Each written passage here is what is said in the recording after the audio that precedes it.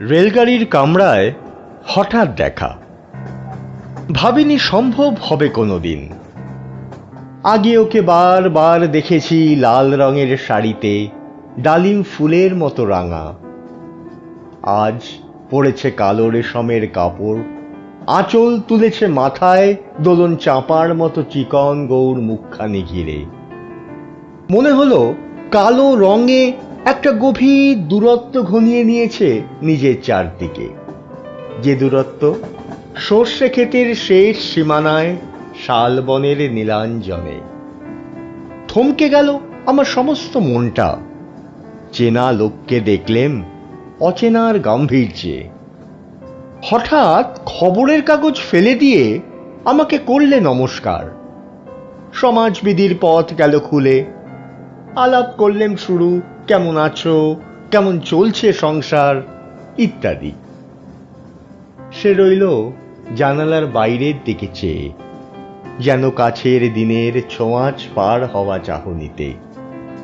দিলে অত্যন্ত ছোট দুটো একটা জবাব, কোনোটা বা দিলেই না, বুঝিয়ে দিলে হাতের অস্থিরতায়। কেন এসব কথা? এর চেয়ে অনেক ভালো চুপ করে থাকা। আমি ছিলেম অন্য বেঞ্চিতে ওর সাথীদের সঙ্গে। একসময় আঙুল নেড়ে জানালে কাছে আসতে।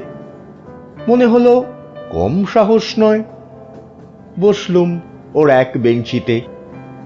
গাড়ির আওয়াজের আড়ালে শুধলে মৃদুস্বরে, কিছু মনে করো না, সময় কোথা সময় নষ্ট করবার। আমাকে নামতে হবে পরে স্টেশনেই।